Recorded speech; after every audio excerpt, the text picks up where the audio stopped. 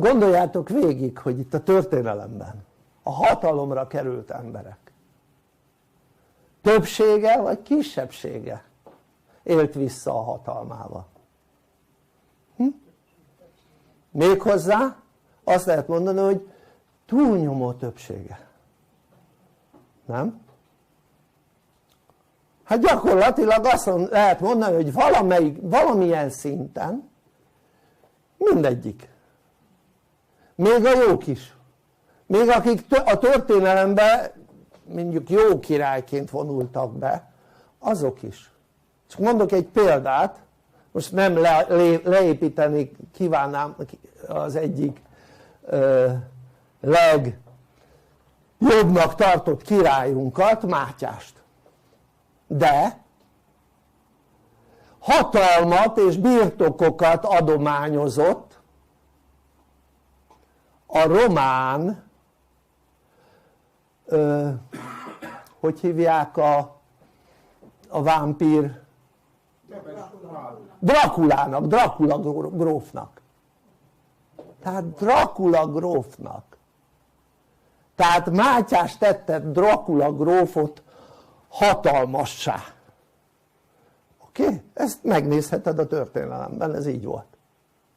És utána a Drakula gróf sok ezer embert likvidált. Tehát sok ezer embert, mondhatjuk azt, hogy egy tömeggyilkos volt. Érted? És Mátyás segítette hozzá, hogy akkora hatalma és vagyona és egyebe legyen. Vagy vagyona és hatalma, inkább úgy mondanám. Jó, tehát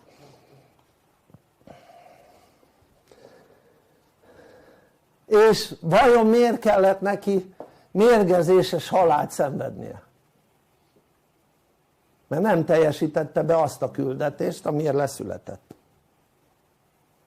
Tehát akkor magyarul a hatalmával valamilyen szinten visszaélt, mert kivonták a forgalomból, mert ugyanis ez úgy működik, hogyha olyan védelem alatt áll valaki, akkor nem tudják megmérgezni, vagy ha megmérgezik, simán túléli.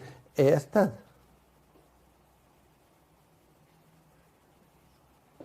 Tehát lényeg az, hogy kivonták a forgalomból,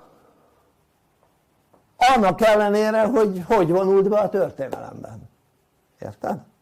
És miért vonták ki a forgalomból? Mert a küldetését nem teljesítette.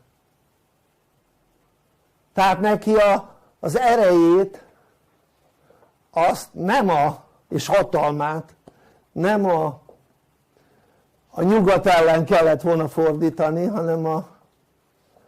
hanem a déliek ellen. Ugye azok meg a törökök voltak. Na most akkor nézzük egy másik, megint nem leépítve, mert én ezeket nagyon nagyra becsülem. Mátyást is, meg a következő szemét is. Volt a legnagyobb királyunk, nem tudom, tudjátok-e ki volt? A magyarok legnagyobb királya? Na, ki volt? Attila. Tehát a magyarok legnagyobb királya Attila volt. Tehát Attila nem csak a magyarok királya volt, hanem még egy csomó hun törzs királya volt. Csak akkor még nem Magyarországról beszéltünk, hanem Hunniáról beszélhetünk, oké? Tehát Hunnia meg nem egyenlő Magyarországgal. És lényeg az, hogy Attilának ugyanaz volt a sorsa, mint Mátyásnak, hogy őt is megmérgezték, mert nem teljesítette be küldetését. Neki vajon mi lett volna a küldetése? Nem azt, hogy megsarcolja a római birodalom városait. Megsarcolás ezt úgy ért, hogy megadóztassa, hanem az egész züllött római birodalmat el kellett volna söpörnie, úgy ahogy van. És ezt nem tette meg. Oké? És ezért kellett meghalnia. És minden lehetősége, minden képessége megvolt ehhez, mint ugyanúgy Mátyásnak is megvolt, hogy visszaszorítsa a törököket. Annak is megvolt, minden adottsága, képessége, lehetősége megvolt, hogy a törököket visszaszorítsa, és nem tette meg. És ezért mi lett velük? Fentiek kivonták a forgalomból. Oké? Hát magyarul hagyták, hogy megmérgezzék. Érthető ez?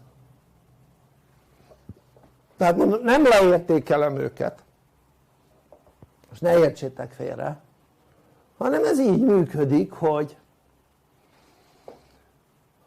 az emberek azok akármilyen a történelmi szerepe, akármilyen pozitív a történelmi szerepe, de nem élnek a hatalmukkal jellemzően, hanem visszaélnek a hatalmukkal. Most mondanék egy példát, jó? Egy másik példát, amerikai példa. Ott van Lincoln, őt is meggyilkolták. Hát ha neki olyan pozitív lett volna a szerepe, akkor gondolod, hogy a fentiek hagyták volna, hogy meggyilkolják? Mindig a fentiektől függött, ugye az hogy leszület az ember, meg hogy mikor hal meg. Jó, hát ha nem teszi tönkre magát, vagy nem öli meg magát, nyilvánvaló. Az a fentiektől függött, hogyha normális élethelyzetben volt. Tehát de azt a fentiek simán meg tudják akadályozni, hogy például valakit meggyilkoljanak. Simán. Mert például az az illető, aki mondjuk valaki olyan embert, aki védelem alatt áll, meg akarják gyilkolni, akkor azoknak is, aki meg akarja gyilkolni, meg aki kiadta a parancsot, leállítják a szívét, és akkor mit csinál?